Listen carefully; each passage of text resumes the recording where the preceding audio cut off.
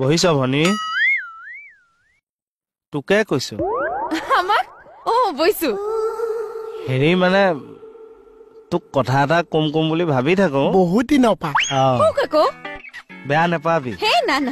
মানে তই মানে কেনেকে এনেকে আছ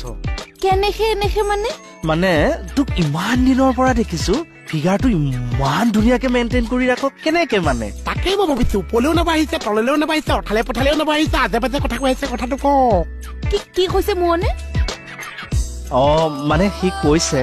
এই আমাৰ গাঁৱত মানে ৰাস পাতিছে বেড ডেট নে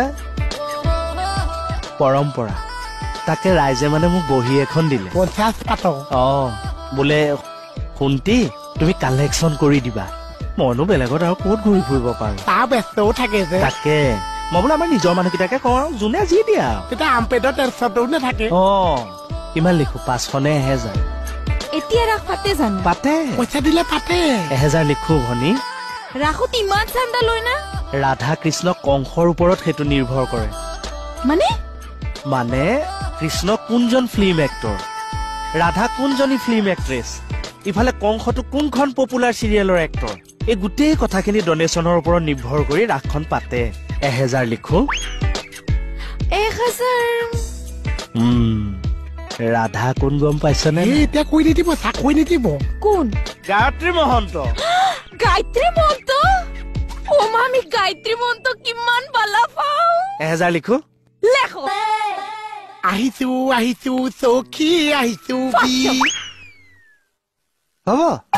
তোৰে 1000 লিখা হলে গায়ত্ৰী মহন্তৰ লগত ফটো একপি উঠিব পাৰিলিহেঁতেন ফটো আমি কেনেকা উঠিব পাৰিম গায়ত্ৰী মহন্তক আমাৰ ৰাসলে গাঁৱলে কোনে নিব মইহে নিম আমাৰ চাই নিব নিউটা মই এফালে থানাত সোমাই তোৰ লগত ফটো একপি উঠাই লৈ যাম লিখো 1000 লেখি দিয়ক লেখো আগতে লিখি দিওঁ বিনা হৰি নাম ধৰি লওক কোনোবা এজন আৰ্টিষ্টক কংস কৰিবলৈ মাতিছে তেওঁৰ ডেট খালী নাই 4-5খন ৰাস ইতিমধ্যে ৰাখিয়ে থৈছে তেতিয়া কমিটিখনে তেখেতৰ ডেট মতে ৰাস পাতে এতিয়া বুজি পাইছে